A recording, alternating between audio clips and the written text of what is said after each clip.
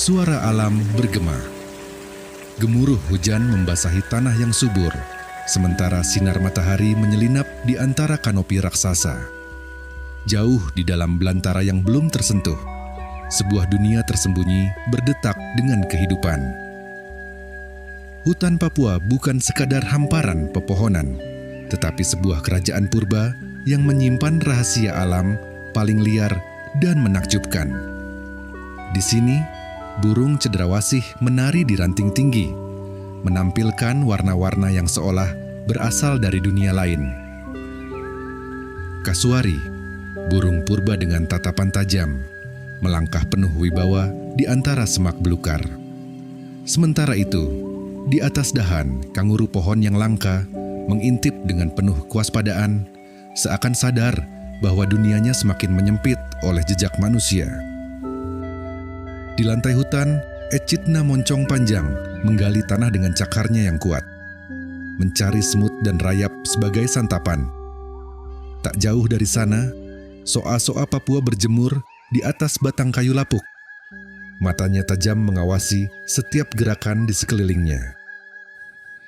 Di kegelapan malam, nokturnal mengambil alih. Kuskus berbulu lebat meluncur di antara dahan, sementara katak pohon Papua mengeluarkan suara khasnya, seolah bernyanyi untuk malam yang abadi. Di air yang tenang, kura-kura leher ular menyelinap tanpa suara, menyembunyikan tubuhnya yang aneh namun sempurna untuk bertahan di alam liar.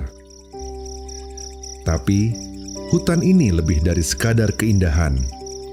Ia adalah labirin penuh misteri, tempat para pemburu malam berburu tanpa suara, tempat makhluk-makhluk kecil mengembangkan strategi bertahan hidup yang belum sepenuhnya dipahami manusia. Ini bukan sekadar hutan.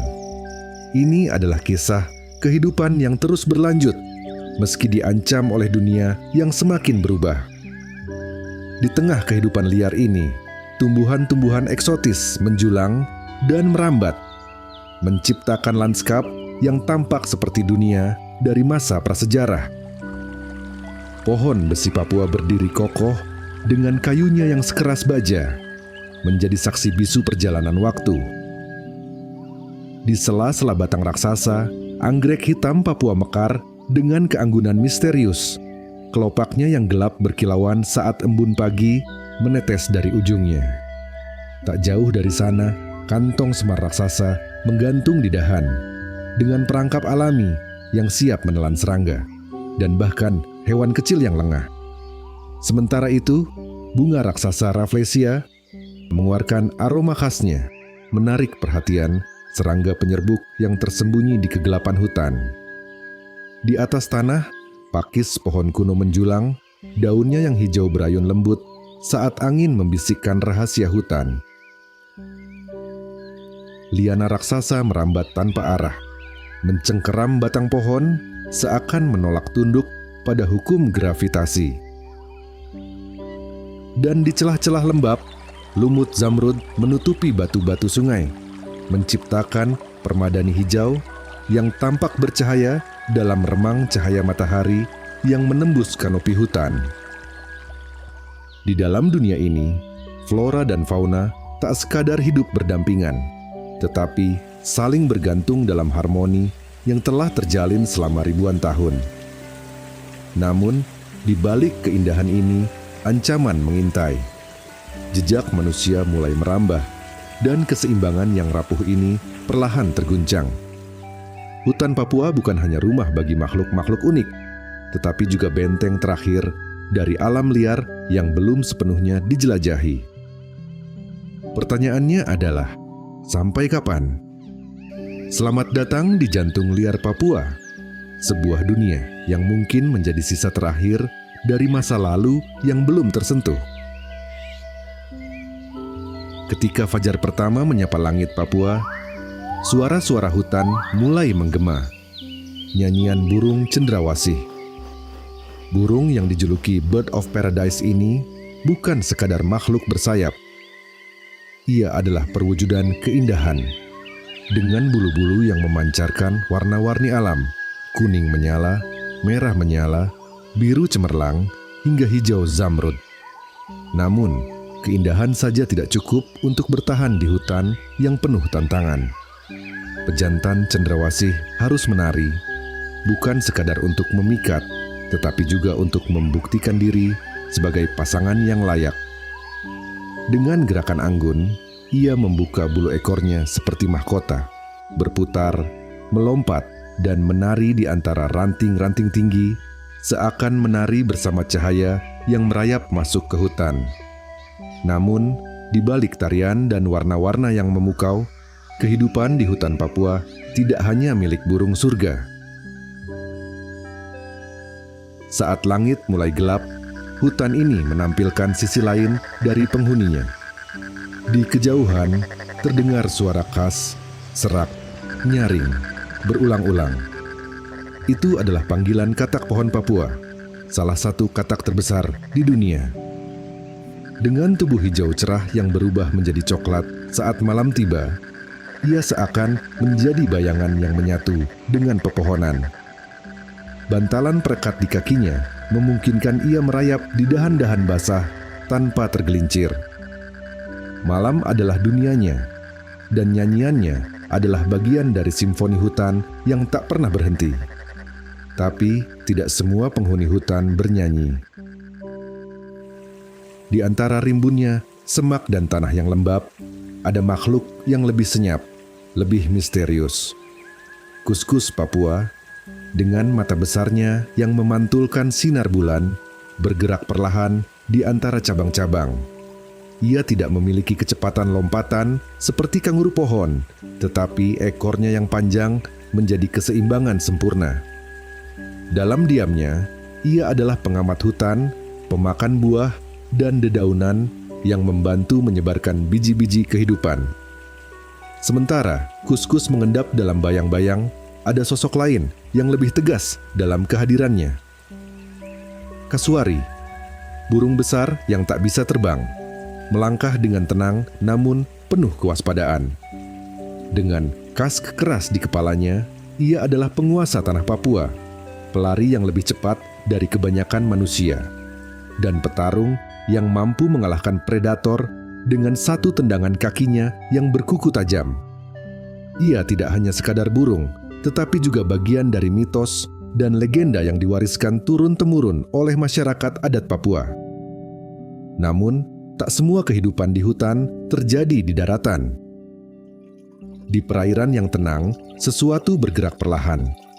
Seekor kura-kura dengan leher panjang menjulur keluar dari air, mengawasi sekelilingnya dengan penuh waspada. Kura-kura leher ular Papua, makhluk yang tampak seperti gabungan dua dunia, separuh kura-kura, separuh ular. Ia tidak bisa menarik kepalanya ke dalam tempurung seperti kura-kura lain, tapi justru menggunakan kelebihannya untuk berburu dengan teknik menyergap yang cepat dan mematikan. Dan di antara batang kayu yang lapuk, seekor soa-soa berjemur di bawah sinar matahari pagi. Matanya yang tajam menangkap gerakan sekecil apapun, lidahnya menjulur seakan mencicipi udara.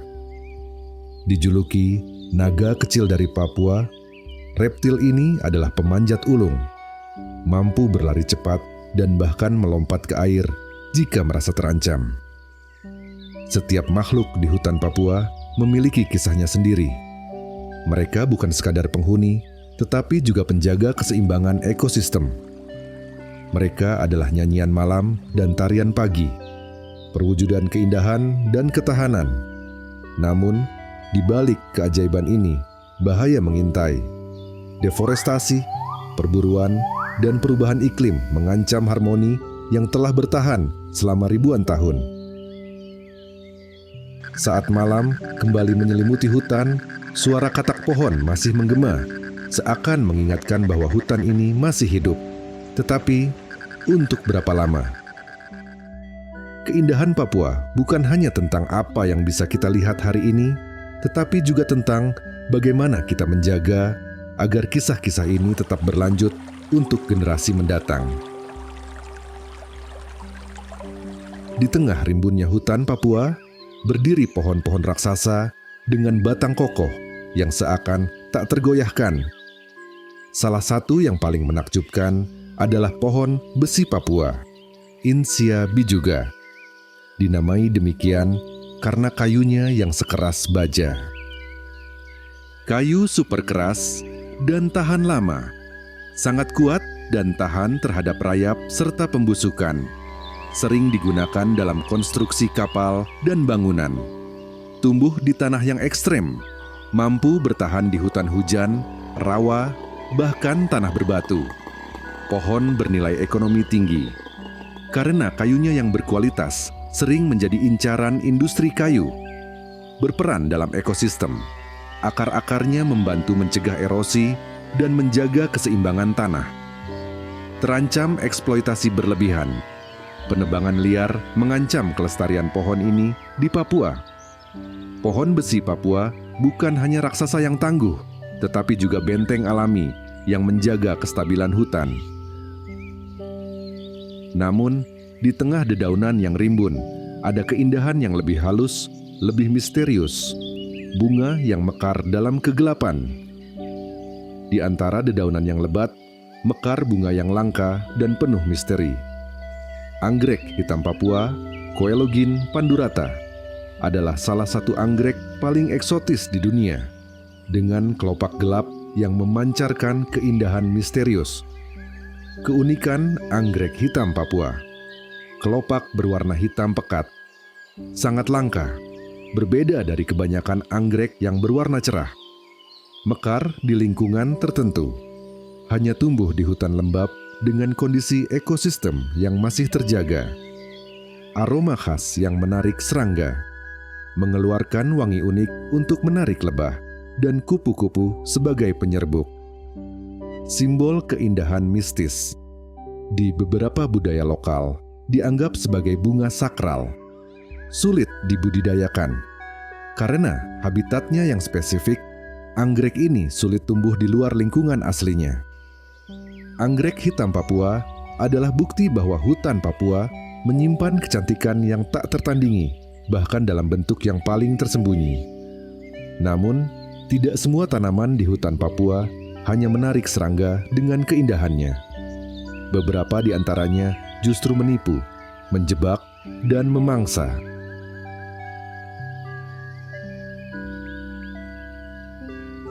Kantong semar raksasa, perangkap mematikan di hutan Papua. Di antara semak-semak basah, tergantung tanaman aneh berbentuk kantong dengan mulut yang selalu terbuka. Ini adalah kantong semar raksasa, salah satu tanaman karnivora terbesar di dunia yang mampu menangkap dan mencerna serangga, bahkan hewan kecil. Keunikan kantong semar raksasa, perangkap alami yang unik. Daunnya termodifikasi menjadi kantong dengan cairan enzim untuk mencerna mangsa, menangkap hewan kecil. Tidak hanya serangga, beberapa spesies besar bisa memangsa katak dan kadal kecil. Adaptasi di tanah miskin hara, memperoleh nutrisi dari mangsa karena tumbuh di lingkungan dengan tanah minim unsur hara. Terdapat beragam spesies, Papua menjadi rumah bagi beberapa spesies kantong semar yang unik dan langka. Terancam perburuan dan perubahan iklim. Sering dikoleksi secara ilegal dan habitatnya semakin menyempit. Kantong semar raksasa adalah bukti bahwa di hutan Papua tidak hanya hewan yang menjadi predator, tetapi juga tanaman. Namun, jika kantong semar adalah pemburu diam-diam, maka ada tanaman lain yang lebih mencolok, lebih megah, tetapi juga lebih menyeramkan. Di lantai hutan yang lembab, muncul bunga raksasa dengan kelopak merah bercorak unik. Namun, di balik keindahannya, Bunga ini menyebarkan bau busuk yang menusuk. Rafflesia papua, sepupu dari Rafflesia arnoldii, adalah salah satu bunga parasit terbesar di dunia. Keunikan Rafflesia papua tidak memiliki akar, daun, atau batang. Hidup sebagai parasit di akar dan batang tanaman inang. Bunga berukuran raksasa, bisa mencapai diameter lebih dari 1 meter. Mengeluarkan bau busuk, meniru aroma bangkai untuk menarik lalat penyerbuk. Mekar dalam waktu singkat, hanya berbunga selama beberapa hari sebelum membusuk. Sangat langka dan sulit ditemukan. Mekarnya tak bisa diprediksi dan hanya tumbuh di hutan yang masih alami. Rafflesia papua adalah keajaiban botani yang menunjukkan betapa ekstrimnya strategi bertahan hidup tanaman di hutan Papua. Namun, kehidupan di hutan Papua tidak hanya terbatas pada pohon besar atau bunga eksotis. Ada juga tanaman yang merambat, menjalar, dan menguasai kanopi hutan. Liana raksasa, sang penguasa kanopi hutan. Jika melihat ke atas, akan terlihat sulur-sulur tebal yang menjalar di antara pepohonan. Ini adalah liana raksasa, tanaman merambat yang mendominasi kanopi hutan. Merambat tanpa batas, bisa tumbuh hingga puluhan meter, mencengkeram pohon untuk mencapai cahaya matahari, menyediakan jalur bagi hewan, menjadi jembatan alami bagi monyet, kuskus, dan burung untuk berpindah tempat.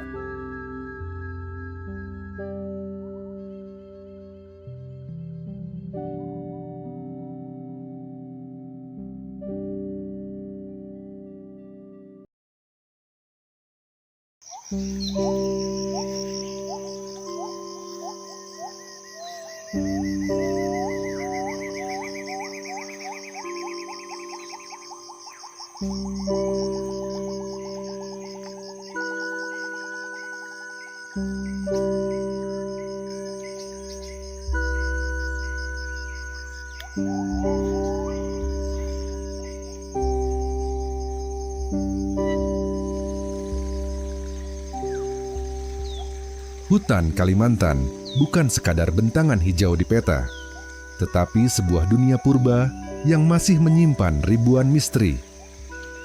Di bawah bayang kanopi yang lebat dan menjulang, makhluk-makhluk asing hidup tanpa pernah terdeteksi mata manusia. Sinar matahari menembus celah dedaunan dengan susah payah, menyentuh tanah lembab yang penuh uap dan aroma kehidupan yang tua. Disinilah kehidupan tidak pernah berhenti, meski suara yang terdengar hanyalah bisikan dan gerakan yang tampak hanyalah bayang samar di antara semak. Kalimantan bukan hanya paru-paru dunia, ia adalah jantung liar yang berdetak tanpa jeda, membawa denyut bagi dunia yang terlalu sering melupakannya. Di antara ranting dan akar, para penjaga hutan ini mulai menunjukkan wujudnya. Burung lambang kesatuan rimba, rangkong badak, meluncur rendah di atas kanopi. Sayap lebarnya mengayun di antara pohon-pohon raksasa, sementara suaranya yang parau memantul di sela batang seperti gema purba dari zaman yang terlupa. Di cabang-cabang tinggi, sepasang broadbill hitam kuning saling berbalas kicau merdu, menghiasi langit hijau dengan semburat warna tubuhnya yang menyala terang. Sementara itu, di balik dedaunan lebat, seekor orangutan Kalimantan menggeliat malas dari sarangnya semalam, menyambut hari baru dengan gerakan perlahan, tenang, namun penuh ketegasan alam. Sementara itu, di lantai hutan yang gelap dan lembab, sisa-sisa malam masih terasa, terenggiling meninggalkan lubang rayap terakhirnya. Seekor slow loris merapatkan tubuh ke batang pohon, menyembunyikan gigitan beracunnya dari dunia. Colugo dan binturong kembali ke persembunyiannya setelah semalaman menelusuri rimba dalam senyap. Namun tidak hanya hewan yang mencuri perhatian. Di antara akar yang menjalar dan batang pohon berkayu keras, tumbuh tanaman dengan rahasia sendiri. Ada pinanga subterranea, palma unik yang berbunga dan berbuah di bawah tanah. Hanya ditemukan ketika babi hutan menggali tanahnya. Di sisi lain, dedaun gemerlap begonia menyembul di sela bebatuan lembab, memantulkan cahaya seperti permata basah, flora endemik yang belum lama ditemukan ilmuwan. Di atas segalanya, hutan ini bukan sekadar ruang liar. Ia adalah rumah dari makhluk-makhluk yang hidup, bersembunyi, dan bertahan dalam ritme purba. Masing-masing dari orangutan sampai kantong semar, dari burung kanopi hingga terenggiling adalah bagian dari kisah yang terus berlangsung, kisah yang mulai terancam sunyi. Selamat datang di jantung Kalimantan, tempat di mana setiap daun menyimpan cerita dan setiap makhluk adalah penjaga rahasia rimba. Di atas tanah yang tak pernah benar-benar kering, tempat akar-akar pohon menembus ratusan tahun sejarah, hidup makhluk yang melintas perlahan di langit hutan. Mereka tak membuat keributan, tak menaklukkan wilayah dengan kekuatan, dan tak pernah tergesa dalam bertindak. Namun dari setiap gerakannya yang lembut, orangutan Kalimantan menyampaikan satu pesan yang tak bisa diabaikan. Kesabaran adalah kunci bertahan dalam dunia yang terus berubah. Dengan lengan sepanjang 2 meter dan jari-jari lentik yang mampu menggenggam ranting sekecil pensil, orangutan bergerak anggun di antara cabang dan pucuk daun. Ia bukan penjelajah biasa, tetapi navigator alami yang hafal setiap rute tersembunyi di langit rimba. Bayangkan seekor jantan dewasa, tubuhnya besar dan bermasa hampir 100 kg, melayang dari satu pohon ke pohon lain tanpa menyentuh tanah selama berminggu-minggu. Itulah kemahiran sejati dari makhluk ini, makhluk yang menolak hidup dalam dunia manusia. Namun, orangutan Kalimantan lebih dari sekadar akrobat pohon. Mereka adalah arsitek sarang, ahli gizi alami, dan guru penuh kasih. Setiap malam, mereka membangun rumah baru dari daun dan cabang yang dipilih dengan cermat. Sarang malam mereka kokoh dan nyaman, dibuat dengan teknik khusus yang mereka pelajari sejak kecil.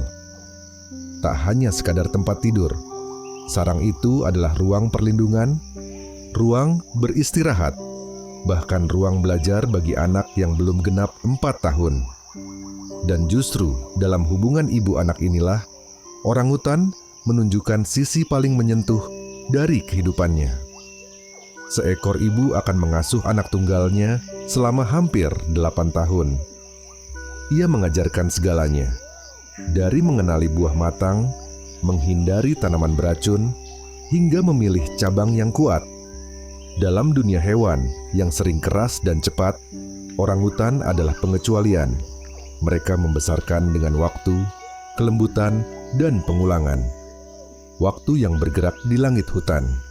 Tapi jangan bayangkan orangutan sebagai makhluk yang hidup sendirian dalam kesunyian. Justru dari kanopi inilah jalinan hidup terbentuk. Saat musim buah tiba, hutan Kalimantan berubah. Aroma manis dari buah durian liar, Durio graveolens, dan fig, Ficus spp, menyebar ke seluruh penjuru.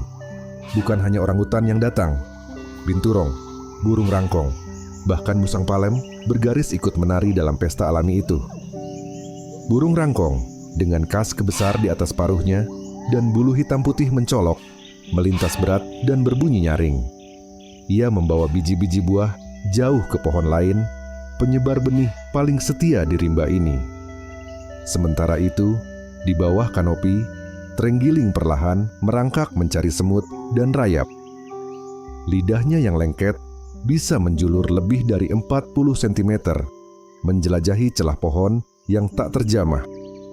Namun hanya orangutan yang bisa duduk diam berjam-jam, mengamati sekeliling dengan tenang, memilih satu buah matang dan mengupasnya perlahan seolah sedang menikmati ritual kecil.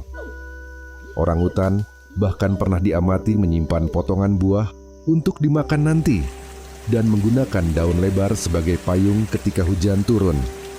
Inilah salah satu contoh paling kuat kecerdasan adaptif di dunia primata liar. Namun rimba Kalimantan bukan hanya soal mereka yang berjalan atau melompat, tapi juga mereka yang tumbuh diam-diam dengan cara yang tak pernah dibayangkan. Di bawah langit tumbuh ajaib dari dalam tanah. Tak hanya satwa yang menunjukkan keajaiban Kalimantan, dunia tanaman pun menyimpan kisah yang tak kalah memukau. Bayangkan sebuah pohon palem, tapi bukan yang menjulang. Sebaliknya, ia menyembunyikan diri. Pinanga subterranea, flora endemik Kalimantan Barat, adalah satu-satunya palem yang diketahui berbunga dan berbuah di dalam tanah.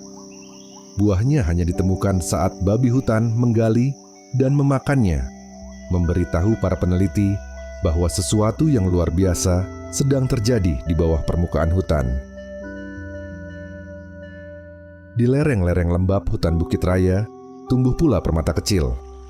Begonia ini bersinar di antara bayang-bayang, seperti permata yang dilahirkan dari kabut dan kelembapan.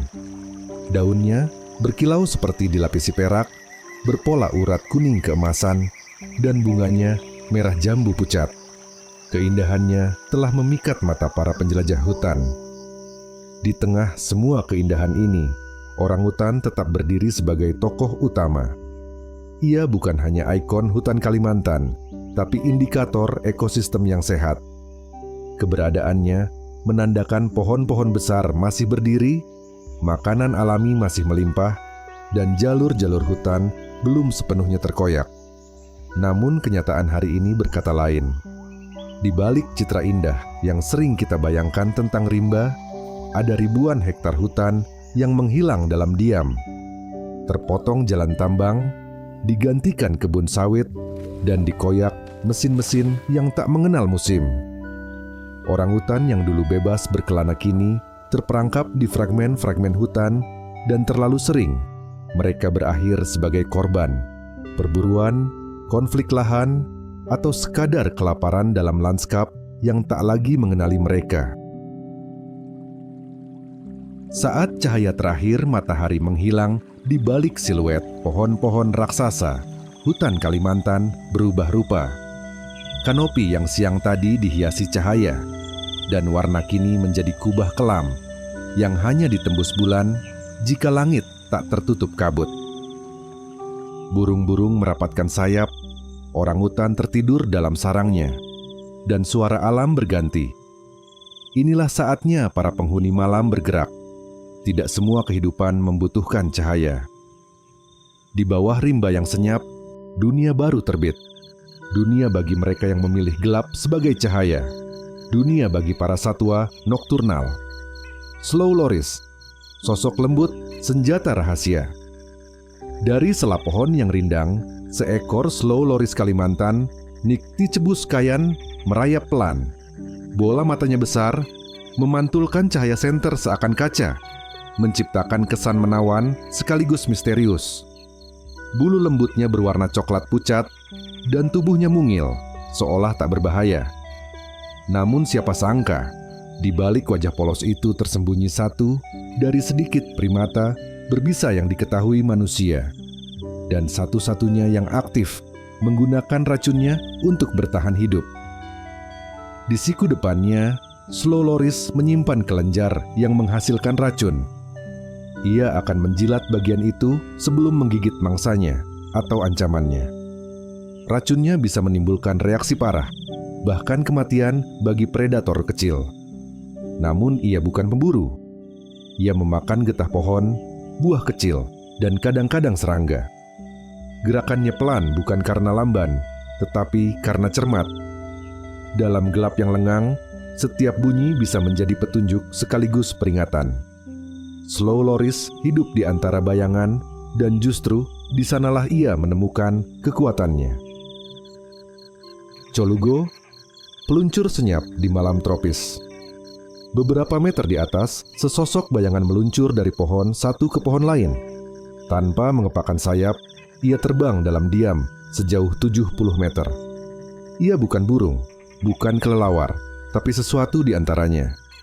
Kolugo atau lemur terbang Kalimantan, Galeopterus variegatus. Tubuhnya ditutupi membran tipis yang menyatu dari leher hingga ujung ekor. Saat meluncur, ia membentangkan tubuh seperti glider buatan manusia. Tidak ada suara, tidak ada getaran. Ia bergerak seperti bayangan yang melesat, mengejutkan siapapun yang cukup beruntung melihatnya. Kolugo memakan dedaunan, bunga, dan tunas pohon. Mereka sangat pemalu dan jarang muncul dalam video dokumenter. Namun kini, jejak kehadirannya mulai tertangkap. Sebuah bayangan meluncur dalam senyap, membuktikan bahwa keajaiban masih buah hidup di sela kegelapan rimba. Lebih ke bawah, di dahan rendah yang rapuh, seekor binturong, Arctictis binturong, sedang berjalan melintasi batang pohon. Ia tampak seperti gabungan antara beruang kecil dan kucing besar, dengan tubuh gemuk berbulu lebat dan ekor panjang yang bisa mencengkeram. Yang paling aneh dari semua, aromanya. Jika Anda berdiri cukup dekat, Anda akan mencium wangi popcorn hangat. Aneh tapi nyata, aroma tubuh binturong disebabkan oleh senyawa kimia di urinnya yang digunakannya untuk menandai wilayah. Binturong adalah pemakan segalanya: buah, serangga, burung kecil, bahkan telur. Namun ia punya kelemahan, ketergantungan tinggi pada pohon buah besar. Dan saat pohon-pohon itu ditebang, ia kehilangan rumah dan dapur sekaligus. Tak heran kini binturong jarang terdengar di luar kawasan perlindungan. Ferret Badger Kinabalu, si pembersih malam yang langka. Jika malam terlalu hening, mungkin seekor Ferret Badger Kinabalu, Melogal everetti, sedang beraktivitas. Satwa kecil ini hanya ditemukan di Kalimantan Utara, terutama di sekitar pegunungan Kinabalu dan Crocker Range. Tubuhnya mungil dengan pola wajah seperti topeng, membuatnya terlihat seperti pencuri malam yang sedang menyusup. Ferret Badger adalah pembersih alami hutan. Ia memakan bangkai, serangga, cacing, dan buah jatuh. Perannya penting meski sering diabaikan.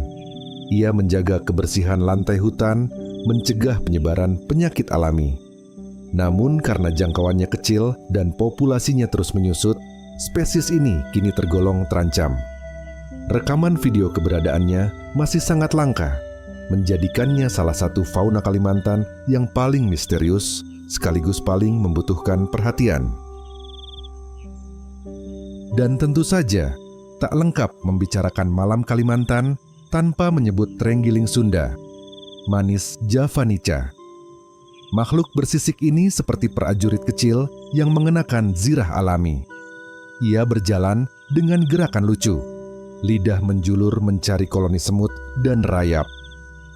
Namun di balik kelucuannya, terenggiling adalah mamalia paling diselundupkan di dunia. Daging dan sisiknya dicari untuk obat tradisional ilegal, terutama di pasar gelap internasional. Ironis, sebab makhluk yang tidak pernah menyerang ini justru terus menjadi korban manusia.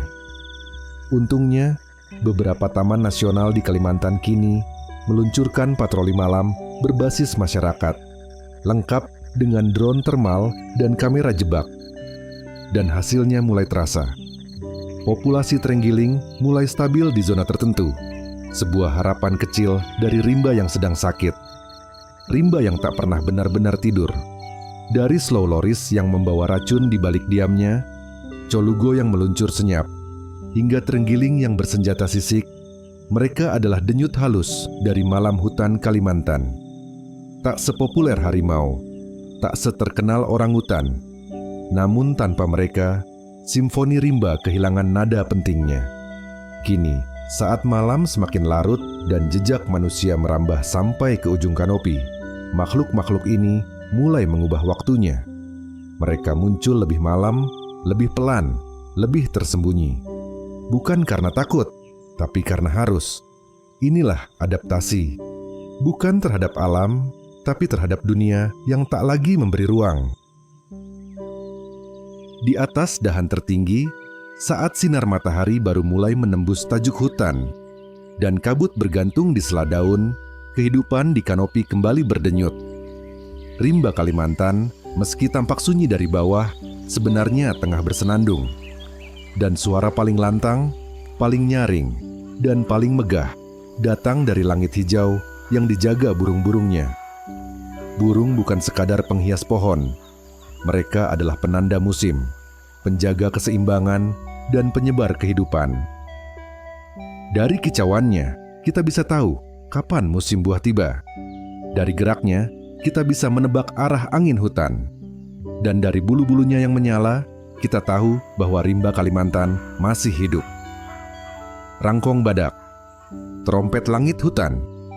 Ketika seekor rangkong badak, Buceros rhinoceros, terbang melintas, ia tak sekadar berpindah tempat, ia mengukir jejak di langit hutan. Suaranya yang dalam dan menggema terdengar seperti panggilan purba, memantul di batang-batang pohon tua. Dengan paruh besar berhias kask, tanduk berongga, dan bulu hitam putih yang kontras, ia adalah lambang dari langit tropis Kalimantan. Rangkong bukan hanya suara, ia juga penyebar benih profesional. Setiap kali ia makan buah, ia membawa bijinya jauh dari pohon induk, menebarkannya ke tanah baru. Ini membuatnya menjadi bagian penting dalam regenerasi hutan. Tanpa rangkong, banyak pohon besar yang tak lagi memiliki kurir alami untuk menyebarkan anak-anaknya. Tapi rangkong juga menyimpan cerita cinta. Burung jantan dan betina akan berpasangan seumur hidup. Saat musim bersarang, betina akan masuk ke lubang pohon, menutupnya dengan lumpur dan kotoran, menyisakan celah sempit untuk menerima makanan. Jantan bertugas memberi makan setiap hari, buah demi buah, selama berbulan-bulan. Sebuah bentuk kesetiaan yang luar biasa di tengah dunia yang penuh pemangsa. Di mata para peneliti dan pengamat hutan, momen-momen ini menjadi sorotan langka namun penuh makna. Bayangkan seekor burung setinggi hampir 1 meter, dengan sayap lebar dan tampilan megah, membawa buah dalam paruhnya, terbang melintasi kabut pagi. Pemandangan itu bukan hanya indah, ia menyentuh. Namun di antara para burung yang mencolok, ada satu yang mungil tapi tak kalah memesona. Broadbill hitam kuning, Eurylaemus ochromalus. Tubuhnya kecil, gemuk, dan bulu-bulunya seperti dilukis dengan tangan halus. Hitam legam dan kuning menyala, dengan mata merah menyala dan kaki biru lavender. Burung ini dikenal sebagai seniman suara senja.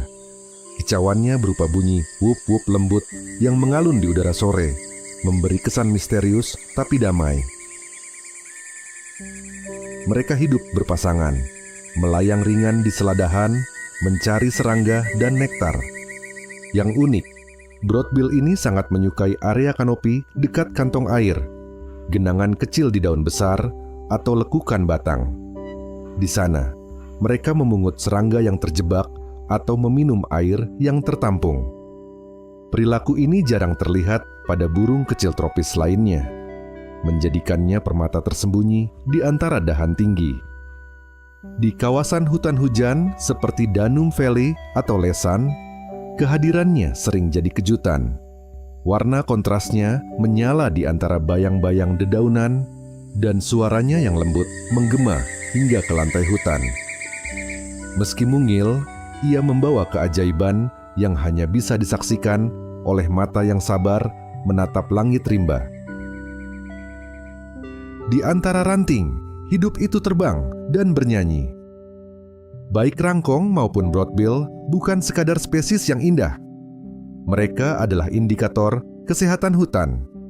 Keberadaan mereka berarti pohon-pohon besar masih ada, buah-buahan masih berlimpah, serangga dan benih masih tersebar alami. Saat mereka menghilang, kita tahu bahwa hutan telah kehilangan satu bagian penting dari jiwanya. Dan seperti banyak spesies lain, ancaman terhadap burung-burung ini nyata. Penebangan liar, kebakaran hutan, dan hilangnya koridor pepohonan membuat sarang mereka semakin sulit ditemukan. Padahal, mereka tidak bisa hidup di hutan yang terpotong-potong. Mereka butuh hutan utuh, satu bentangan tak terputus dari akar ke kanopi. Namun harapan masih berkecambah. Di kawasan-kawasan perlindungan seperti Gunung Palung, Betung Kerihun, dan Sungai Lesan, gema suara rangkong dan broadbill masih terdengar. Tidak sekuat dulu, tapi cukup untuk menandakan bahwa hutan belum menyerah. Kalimantan bukan sekadar dekorasi hutan. Mereka pengatur kelembapan, pemelihara tanah, penyaring air, dan bahkan pelindung iklim mikro untuk makhluk kecil. Bila pohon besar adalah tulang punggung hutan, maka mereka adalah darah dan napasnya. Namun seperti fauna lainnya, mereka pun terancam lenyap, bahkan sebelum sempat kita kenali atau beri nama. Apa yang masih bisa dijaga? Kita telah menelusuri Kalimantan dari akar yang bersembunyi, batang yang menua, hingga dahan yang bersenandung. Kita telah mengikuti langkah pelan orangutan, menyaksikan gerak senyap slow loris, menyusuri luncuran kolugo, dan menyimak nyanyian burung kanopi. Kita juga menengok flora yang diam, tapi berbicara dalam cara yang tak bersuara. Namun kisah ini belum berakhir.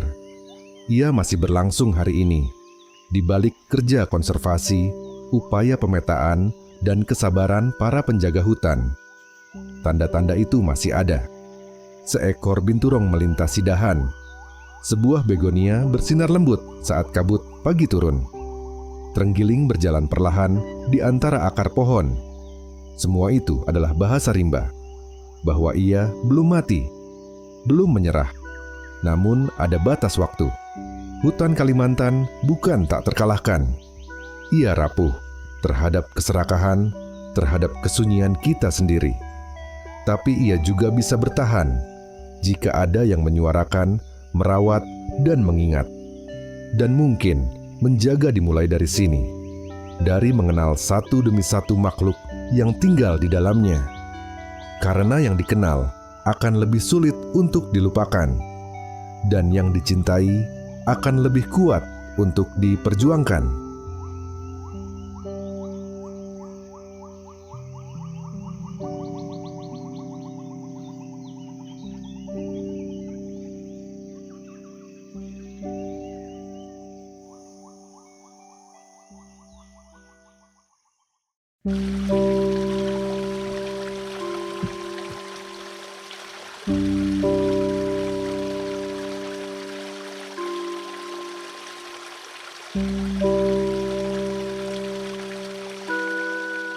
Alaska menyajikan sisi paling memukau dari alam liar. Sebagai negara bagian terbesar di Amerika Serikat, wilayah ini begitu luas hingga sebagian besar tanahnya nyaris tak pernah tersentuh manusia. Di jantung daratan Alaska, kehidupan bermula dari aliran air pegunungan dan gletser. Dari sanalah salmon bergerak tanpa henti, berenang melawan arus menuju hulu, di mana tempat asal mereka dilahirkan. Dan ketika musim tiba, beruang menunggu di tepian sungai, mengintai setiap pergerakan salmon sebagai sumber energi penting sebelum musim dingin yang panjang, seolah hidup mereka ditentukan oleh momen itu. Tetapi, sungai hanyalah satu bagian dari cerita Alaska. Ketika kita bergerak semakin jauh ke utara, dunia pun berubah. Bentang alam Arktik yang gundul, lumut dan rumput rendah menopang kawanan. Rusa karibu yang bermigrasi jauh mengikuti musim. Di pinggiran tundra dan hutan taiga, bulmus bertahan hidup dengan memakan daun dan ranting. Sementara di balik ketenangan itu, serigala bergerak dalam kelompok, mengincar mangsa dengan strategi dan kesabaran. Disinilah kehidupan tampak berjalan dalam batas alam yang tegas dan alami. Dan bukan hanya di daratan. Di Laut Alaska, orka muncul dari kedalaman sebagai predator puncak. Dengan kecerdasan dan kekuatan, mereka menguasai samudra dan menjaga keseimbangan kehidupan laut. Sementara, mendekati pesisir, peran alam dipegang oleh makhluk yang kerap luput diperhatikan. Berang-berang laut memangsa bulu babi. Tanpa bulu babi yang berlebihan, hutan rumput laut tetap hidup. Dan di sanalah habitat pesisir bisa bertahan. Dan di atas langit, elang melayang tinggi, mengawasi daratan dari udara mengincar hewan-hewan kecil, seolah menjadi penanda apakah sebuah habitat masih sehat atau mulai rapuh. Hamparan Alaska bukan sekadar rumah bagi para penguasanya, tetapi benteng terakhir ekosistem liar yang masih berdiri utuh. Di sini, alam belum sepenuhnya ditaklukkan, dan manusia hanyalah tamu yang belajar untuk diam dan mendengarkan. Pertanyaannya, kini, mampukah benteng terakhir ini bertahan jika kita berkaca pada apa yang terjadi di tempat lain? Selamat datang di jantung liar Alaska, sebuah lanskap purba, tempat bumi masih bernapas, dan alam liar paling memukau di dunia. Ketika matahari mulai menyentuh permukaan air yang jernih, inilah waktu yang tepat bagi makhluk satu ini untuk bergerak menghadapi dunia. Salmon memiliki insting. Dan entah kenapa, bagi makhluk ini, insting adalah anugerah yang paling menakjubkan. Insting itu menuntun salmon melewati arus yang deras, predator yang mengintai, dan ribuan kilometer perjalanan yang harus mereka tempuh. Sebuah perjalanan yang disebut migrasi. Salmon mungkin adalah salah satu makhluk dengan siklus hidup paling menarik di alam. Siklus hidup yang memperlihatkan kepada manusia tentang arti prinsip dan perjuangan. Meskipun dikenal sebagai ikan laut, salmon hidup di dua dunia, air laut dan air tawar. Siklus hidup mereka bermula di perairan tawar, tepatnya di hulu sungai Alaska. Di tempat inilah telur-telur mereka menetas, dan kehidupan dimulai. Ikan-ikan kecil ini hidup di antara tumpukan kerikil di dasar sungai. Arus dingin, air jernih, dan ruang sempit menjadi dunia pertama mereka. Seiring waktu, mereka tumbuh dan mulai menjelajahi sungai. Di fase ini, salmon belajar mengenali bahaya. Banyak yang mati karena predator, kalah bersaing, atau terseret arus. Namun bagi yang bertahan, perjalanan baru saja dimulai. Ketika waktunya tiba, salmon berkumpul dan bersiap meninggalkan sungai. Mereka memulai migrasi panjang menuju laut, mengikuti insting yang tak pernah salah arah.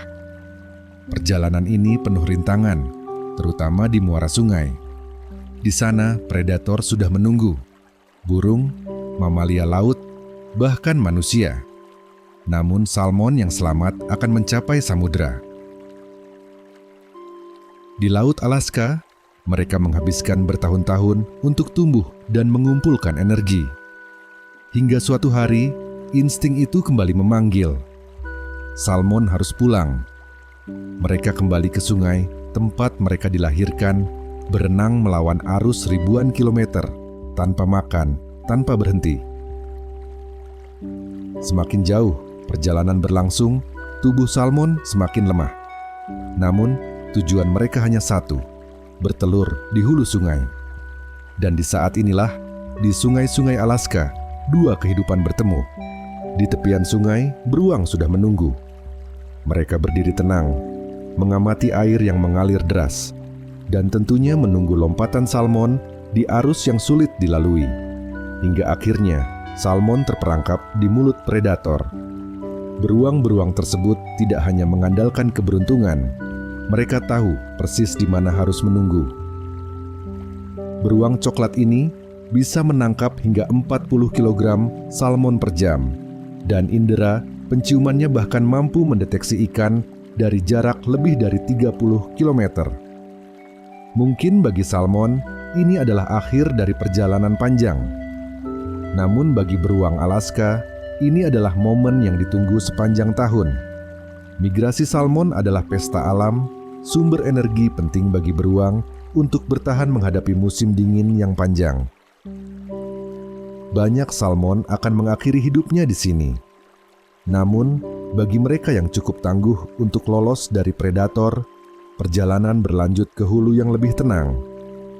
Di fase ini, keajaiban fisik terjadi. Tubuh salmon berubah warna dari perak samudra menjadi merah membara. Perubahan warna ini bukan tanpa alasan. Salmon mengalihkan pigmen dari otot ke kulit dan telur mereka untuk menarik pasangan dan sebagai sinyal kesiapan bereproduksi. Bahkan, salmon jantan seringkali menumbuhkan punuk dan rahang yang mengait, yang disebut kaib, sebagai senjata untuk memperebutkan wilayah bertelur. Sesampainya di hulu, sang betina akan menggali kerikil dan meletakkan ribuan telur, sementara pejantan membuahinya. Hingga akhirnya tugas mereka selesai. Disinilah letak tragedi sekaligus keindahan alam. Setelah bertelur, salmon akan mati. Kematian ini bukanlah kegagalan, melainkan strategi biologis. Tubuh mereka yang mati akan membusuk dan melepaskan nutrisi penting seperti nitrogen dan fosfor ke dalam sungai yang miskin hara. Nutrisi inilah yang akan menghidupi plankton dan serangga, yang nantinya menjadi makanan utama bagi bayi-bayi salmon saat menetas nanti. Bagi alam Alaska, tidak ada yang terbuang.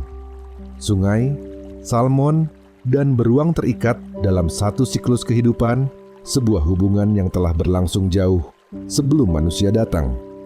Sebuah pengorbanan terakhir demi kelangsungan generasi di masa depan. Namun, ini bukan satu-satunya hewan menarik di Alaska. Semakin jauh ke utara, sungai-sungai berakhir, dan tundra terbentang luas. Tanah beku, lumut, dan rumput rendah membentang sejauh mata memandang. Di tempat ini, kehidupan berjalan sederhana namun keras, dan kisah rusa, mus, serta serigala pengintai mulai menanti. Karibu atau rusa kutub memulai perjalanan panjang mereka. Hampir seperti salmon di sungai, mereka sama-sama bermigrasi. Bedanya, tantangannya berbeda.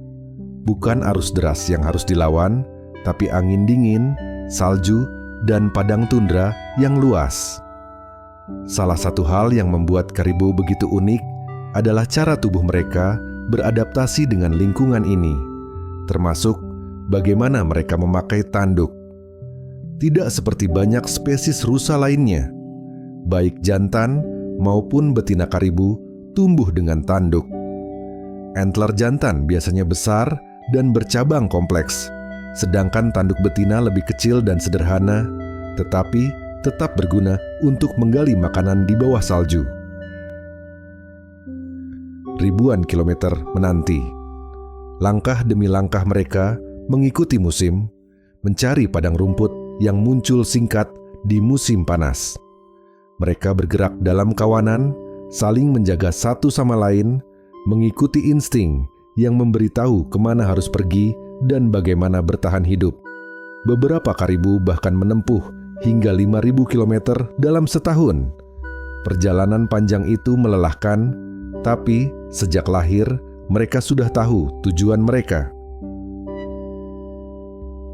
Di gundukan salju dan langit yang luas, serigala mengintai. Mereka berburu dalam kelompok, sabar menunggu momen yang tepat untuk menyerang.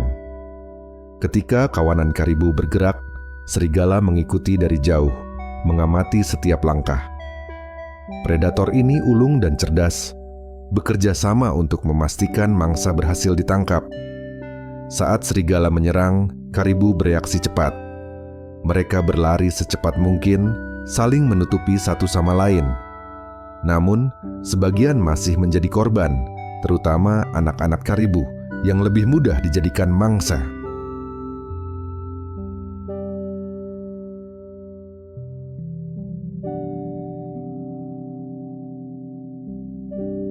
Sementara di pinggiran tundra, Mus, sang raksasa hutan, bergerak dengan tenang.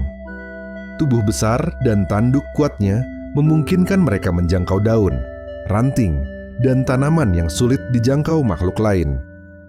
Mus hidup lebih aman dari serigala karena ukuran dan kekuatannya bisa melukai predator, sehingga serigala lebih memilih mangsa yang lebih mudah ditangkap.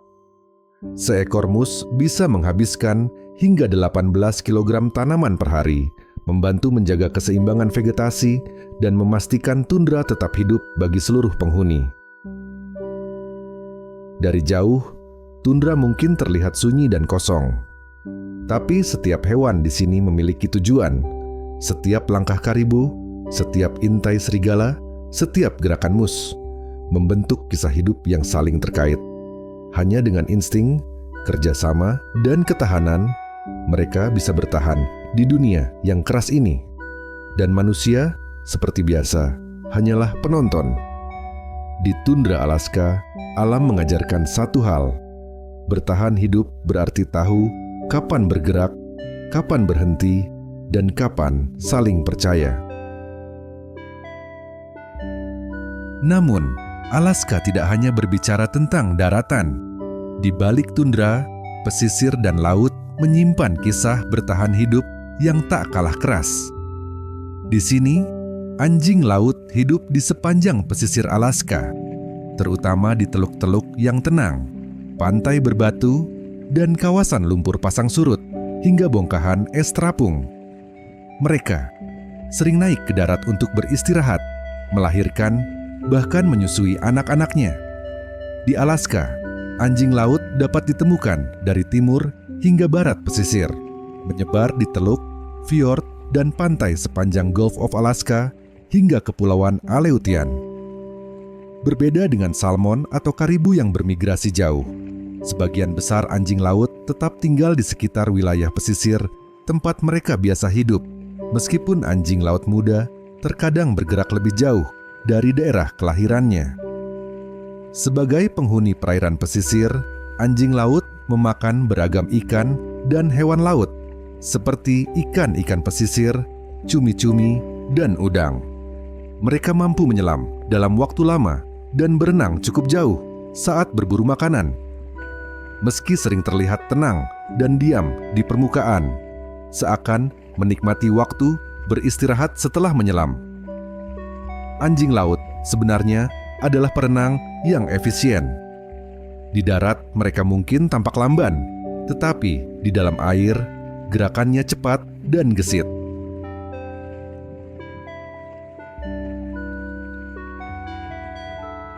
Anjing laut biasanya melahirkan di pesisir, baik di pantai maupun di atas bongkahan es. Walaupun anak anjing laut sudah bisa mulai berenang tidak lama setelah lahir, hari-hari pertama hidup mereka adalah masa yang sangat rentan. Gangguan di area kelahiran seringkali menyebabkan anak anjing laut terpisah dari induknya. Kondisi ini bukan hal yang jarang terjadi. Sebuah studi di Alaska menemukan banyak anak anjing laut yang ditemukan sendirian di pantai dalam kondisi kekurangan gizi atau dehidrasi akibat terpisah dari induknya atau perubahan kondisi lingkungan.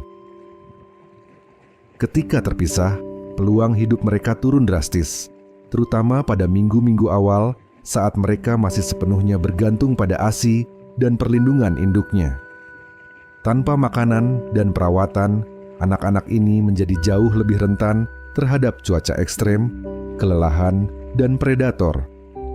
Meski tubuh anjing laut sering tampak diam dan tenang di permukaan air, kehidupan mereka di Laut Alaska tidak pernah benar-benar aman. Di bawah permukaan yang tampak tenang, ancaman selalu mengintai. Di lautan ini, hidup makhluk yang bukan sekadar penguasa, melainkan puncak dari rantai makanan laut, orka. Dikenal juga sebagai paus pembunuh, orka sebenarnya merupakan anggota terbesar dari keluarga lumba-lumba. Tubuh hitam putih yang khas dan sirip punggung yang tinggi dengan mudahnya dikenali ketika muncul ke permukaan laut. Orka hidup dalam kelompok keluarga yang rapat, yang disebut pod. Ketika sirip punggung mereka menyapu permukaan air, itu bukan hanya pemandangan yang menakjubkan, tetapi juga pertanda bahwa harus waspada. karena serangan bisa terjadi kapan saja. Di perairan Alaska, terdapat beberapa jenis orca, ada yang memangsa ikan, dan ada pula yang berburu mamalia laut seperti anjing laut. Dengan kecerdasan dan strategi berburu yang dilakukan secara berkelompok, orca menjadi predator yang sangat mematikan. Namun peran orca tidak hanya sebatas pemburu. Sebagai predator puncak, mereka berfungsi sebagai pengatur keseimbangan ekosistem laut.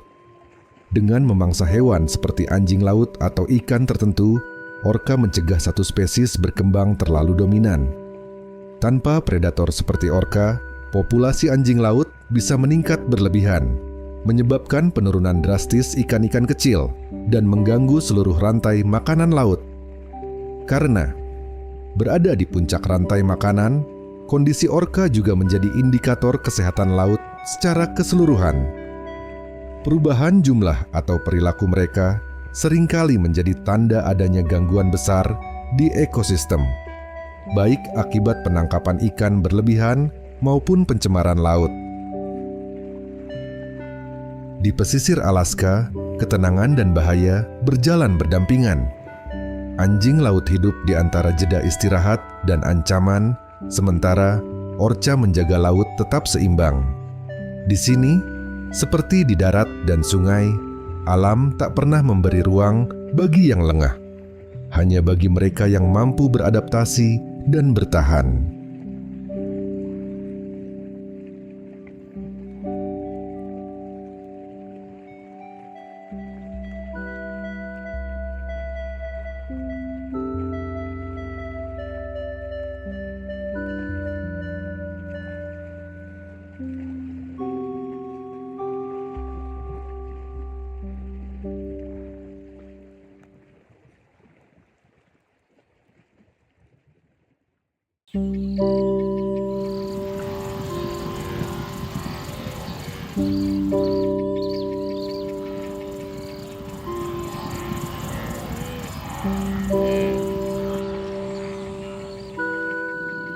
Sabana adalah sebuah panggung raksasa tanpa tempat untuk bersembunyi. Di hamparan ini, matahari menjadi penguasa tunggal yang kekuatannya menentukan siapa yang mampu bertahan hingga petang. Panasnya membakar tanah, sementara angin yang bertiup di sela ilalang membawa debu dan aroma persaingan yang tak pernah usai. Di sini, hidup bukanlah sebuah jaminan, melainkan perjuangan yang dilakukan setiap detik di atas garis tipis antara keselamatan dan bahaya. Segala sesuatu bergerak dalam keseimbangan yang rapuh, dan saat perubahan datang, hanya mereka yang paling tangguh yang mampu tetap berdiri. Selamat datang di jantung Afrika, tempat di mana waktu dan ruang menguji batas setiap makhluk hidup. Sabana membentang luas tanpa dinding pembatas. Di sini tidak ada hutan lebat, juga tidak ada gunung tinggi. Yang ada hanyalah garis cakrawala yang jauh dan langit yang menguasai pandangan. Di ruang terbuka ini, setiap gerakan terlihat jelas. Setiap langkah adalah sinyal, dan setiap kesalahan bisa berakibat fatal. Udara pagi jatuh menyentuh dedaunan tipis, namun ketenangan itu singkat. Siang hari datang membawa panas menyengat yang menetap lama di tanah kering, sebelum akhirnya malam turun dengan suhu dingin yang kontras. Di tempat ini, air adalah kompas yang menentukan arah langkah, sementara rumput adalah tujuan utama perjalanan. Kehidupan di sini tidak berjalan sendiri-sendiri. Kawanan herbivora harus mampu membaca tanda alam yang paling kecil, pergeseran angin atau warna rumput yang mulai menguning. Di sisi lain, predator mengintai dengan sabar, mengandalkan kecepatan dan ketepatan di tanah yang tidak menyediakan tempat untuk bersembunyi. Hidup di sabana bukanlah tentang menaklukkan alam, melainkan menyesuaikan diri dengan siklusnya. Saat awan mulai menebal di cakrawala, tetes hujan pertama akan mengubah segalanya, membawa warna hijau kembali dan menandai awal dari pertumbuhan baru bagi semua penghuninya.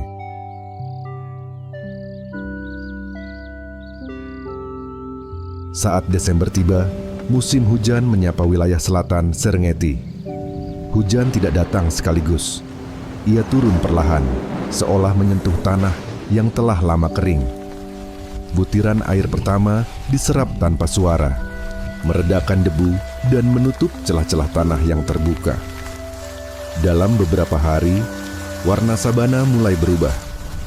Coklat pucat yang lama mendominasi perlahan, digantikan oleh hijau muda yang tipis, lalu semakin pekat seiring hujan yang turun lebih teratur. Rumput tumbuh dengan cepat, tidak menjulang tinggi, tetapi cukup untuk menggerakkan kembali kehidupan. Air mengisi cekungan-cekungan kecil yang lama kosong. Sungai musiman kembali mengalir, menyambungkan jalur-jalur yang sebelumnya terputus. Sabana yang sempat terasa sempit karena keterbatasan air, kini tampak luas kembali. Kawanan hewan mulai menyebar mengikuti padang rumput baru.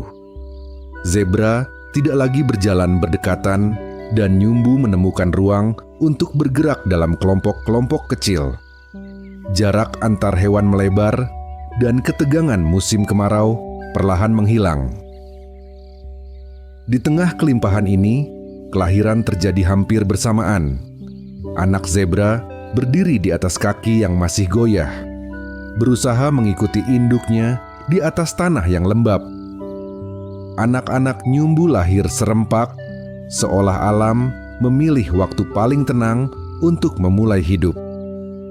Dalam hitungan minggu, ribuan anak nyumbu memenuhi padang selatan Serengeti. Ini adalah strategi alam di mana jumlah yang sangat besar membuat predator kesulitan memburu semuanya sekaligus. Sebuah gelombang kehidupan yang menandai lahirnya generasi baru. Bagi mangsa, musim hujan adalah waktu terbaik untuk tumbuh dan memulihkan tenaga. Namun bagi singa, ini justru masa yang lebih bersantai-santai. Dengan mangsa yang tersebar dalam kondisi fisik yang kuat, perburuan menjadi lebih sulit. Maka dari itu, singa lebih sering beristirahat di bawah bayang-bayang akasia, mengamati keadaan sambil menyimpan tenaga. Di permukaan, sabana tampak tenang dan stabil. Namun, ketenangan ini hanyalah jeda, ruang napas sebelum segalanya kembali berubah. Setelah musim hujan dan masa kelahiran usai, pergerakan besar akan dimulai. Jutaan nyumbu, zebra, dan antelop akan bergerak ke utara, menuju Masai Mara, mengikuti sisa air dan rumput, sebelum akhirnya kembali lagi saat hujan berikutnya datang musim kemarau di sabana. Langit kini membentang biru tanpa celah, pertanda bahwa hujan telah lama berlalu. Di bawah terik yang seolah tanpa akhir ini, tanah perlahan mengeras dan mulai retak, dan memutus aliran sungai yang sebelumnya menjadi sumber kehidupan. Kini, kolam-kolam kecil menyusut, meninggalkan sisa-sisa air yang semakin berharga. Di titik-titik air yang kian menipis, pola kehidupan berubah. Zebra, nyumbu, gajah, hingga antelop yang biasanya tersebar luas, kini terdesak untuk berkumpul.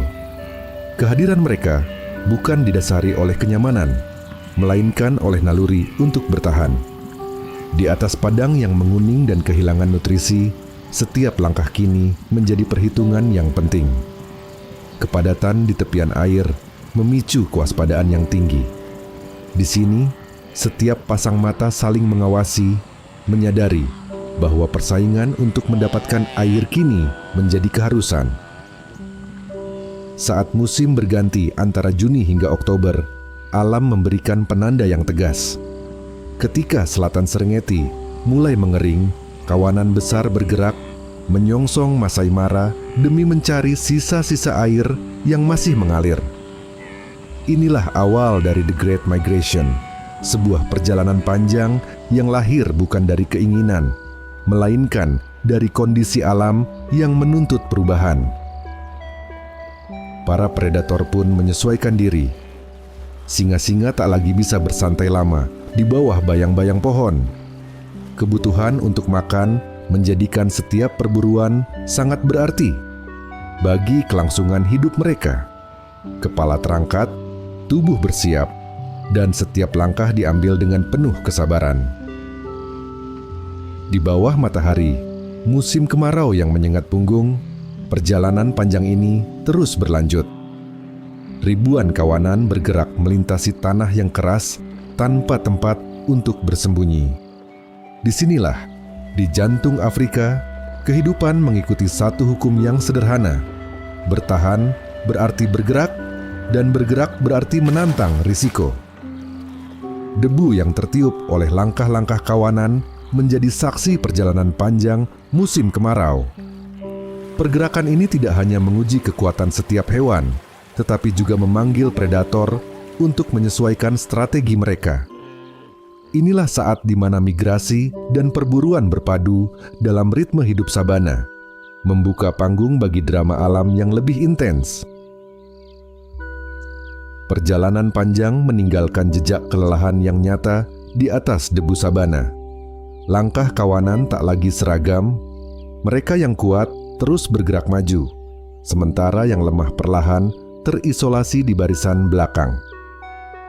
Di hamparan terbuka ini, tanpa semak untuk berlindung, setiap nyawa terpapar tanpa pembatas. Setiap langkah yang goyah adalah risiko yang harus ditanggung. Disinilah, perburuan menjadi pengamatan yang cermat, bukan hanya soal kecepatan belaka. Berbeda dengan kucing besar lainnya, singa adalah satu-satunya yang berburu secara berkelompok, mengandalkan strategi kolektif di tengah padang yang terbuka. Mereka tidak menyerang sembarangan, melainkan menunggu tanda-tanda kecil kelemahan dengan naluri strategi yang matang. Napas yang mulai tersengal, langkah yang goyah, atau jarak yang sedikit terlalu lebar dari perlindungan kawanan. Lalu, dalam satu pergerakan cepat, pengepungan pun terjadi.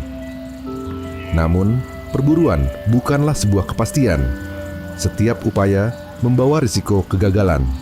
Salah perhitungan bisa berujung pada luka akibat tendangan kaki atau hilangnya tenaga secara sia-sia. Seringkali, predator harus mundur dengan tangan hampa, menerima bahwa hari itu tidak ada hasil. Faktanya, sabana adalah saksi dari lebih banyak kegagalan daripada keberhasilan. 3 dari 4 usaha singa berakhir dengan perut kosong. Bagi sang mangsa, bertahan hidup berarti terus bergerak tanpa henti. Tujuan mereka bukan untuk menang dalam pertarungan, melainkan untuk tetap bersatu dalam kawanan. Kecepatan, kewaspadaan, dan kebersamaan menjadi satu-satunya perlindungan mereka. Ketika debu mereda dan perburuan berhasil, tak ada sorak kemenangan. Sabana kembali dalam kesunyian yang nyata. Yang terdengar hanyalah deru napas yang memburu dan kenyataan. Kehidupan satu makhluk harus padam agar yang lain bisa menyambung nyawa. Sisa-sisa perburuan pun tidak pernah terbuang percuma. Bau darah segera memanggil para pemakan bangkai. Burung nasar mulai berkumpul di dahan pohon, sementara elang martial melingkar di angkasa, mengamati dari ketinggian. Apa yang berakhir bagi satu nyawa, seketika menjadi napas baru bagi penghuni sabana lainnya. Di sini, hidup dan mati berjalan berdampingan dalam keseimbangan yang jujur. Sebuah siklus yang bergerak tanpa belas kasihan, namun juga tanpa dendam. Sabana tidak pernah memilih satu pemenang. Ia berubah perlahan, hampir tanpa suara. Dan setiap perubahan menuntut jawaban yang berbeda dari setiap makhluk yang hidup di atasnya. Di tempat seluas ini, bertahan hidup bukan sekadar soal kekuatan, melainkan tentang kemampuan untuk menyesuaikan diri dengan keadaan yang ada. Di daratan, adaptasi terlihat pada cara tubuh bergerak dan cara tenaga disimpan. Gajah, dengan ukurannya yang besar, tidak terburu-buru mengikuti kawanan lain. Ketika air menghilang dari permukaan, mereka berhenti berjalan dan mulai menggali. Dengan belalai dan kaki yang kuat, tanah yang mengeras dibuka sedikit demi sedikit, hingga air yang tersembunyi di bawahnya muncul kembali. Dari satu lubang kecil yang mereka buat, kehidupan lain seringkali ikut bertahan hidup. Sementara zebra dan nyumbu memilih cara yang berbeda. Mereka tidak melawan kondisi alam, melainkan membacanya. Jalur-jalur migrasi yang mereka ikuti bukanlah sebuah kebetulan, melainkan ingatan bersama yang diwariskan dari generasi ke generasi. Kaki mereka melangkah mengikuti pola lama, mencari padang rumput yang masih tersisa, meski jarak yang harus ditempuh semakin jauh. Singa pun menyesuaikan diri, meski caranya tidak selalu terlihat jelas. Di saat mangsa tersebar luas dan tenaga harus dihemat, mereka lebih banyak terdiam. Hal ini bukan karena mereka lemah, melainkan karena mereka tahu bahwa setiap gerakan yang salah akan berakhir dengan kelelahan yang sia-sia. Di sabana, menunggu seringkali menjadi bentuk bertahan hidup yang paling bijak. Sementara itu, di atas langit yang terbuka, adaptasi mengambil wujud yang lain. Burung-burung pemangsa memanfaatkan ketinggian sebagai keunggulan. Dari udara, sabana tampak seperti peta. Gerakan kawanan, titik-titik air, dan tanda-tanda yang tak terlihat dari daratan terbaca dengan jelas. Sayap-sayap lebar membawa mereka ke tempat yang tepat tanpa harus menghabiskan banyak tenaga. Langit menjadi jalur informasi. Apa yang terjadi di daratan, cepat atau lambat, akan terbaca dari ketinggian. Di sela-sela kehidupan dan kematian, para pemakan bangkai memainkan peran yang sering terlewatkan. Mereka tidak mengejar, tidak bertarung, dan tidak memilih waktu. Mereka hanya menunggu. Ketika sebuah perburuan selesai dan hanya menyisakan sisa-sisa, mereka datang untuk membersihkan. Tanpa kehadiran mereka, sabana akan dipenuhi oleh sisa kehidupan yang membusuk. Dengan kehadiran mereka, siklus alam terus bergerak. Di sini, kematian tidak pernah benar-benar menjadi akhir.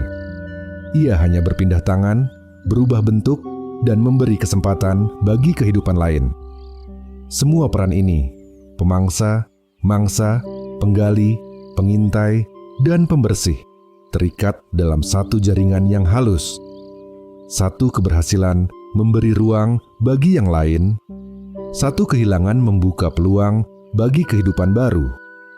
Keseimbangan ini mungkin tidak terlihat, namun ia terus bekerja dengan jujur setiap harinya.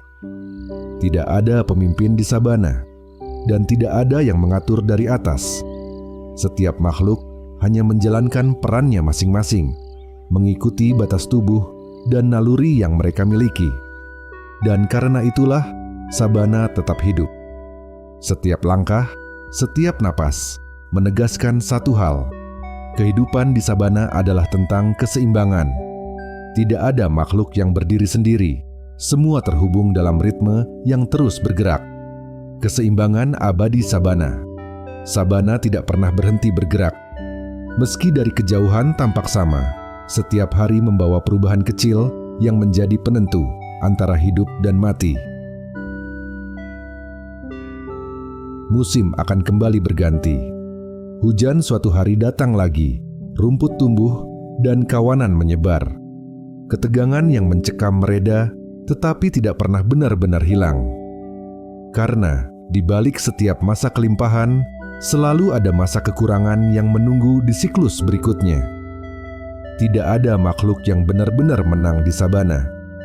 Yang bertahan bukan yang paling kuat, melainkan yang paling mampu menyesuaikan diri dengan perubahan yang terjadi. Kadang dengan bergerak cepat mengikuti sumber air, kadang dengan menunggu dalam diam, dan kadang dengan menerima kehilangan sebagai bagian dari proses alami. Singa, zebra, nyumbu, burung pemangsa, dan pemakan bangkai, semuanya terikat dalam satu alur yang sama. Kehidupan satu makhluk membuka ruang bagi yang lain. Tidak ada peran yang berlebihan, tidak ada yang sia-sia di lanskap terbuka ini. Di sabana Afrika, keseimbangan bukanlah keadaan yang diam. Ia rapuh, terus diuji oleh kondisi lingkungan, dan selalu berubah mengikuti irama alam. Dan mungkin disitulah pelajaran terbesarnya, bahwa hidup bukan soal menguasai alam, melainkan memahami ritmenya. Kapan harus bergerak, kapan harus berhenti, dan kapan harus membiarkan siklus berjalan sebagaimana mestinya.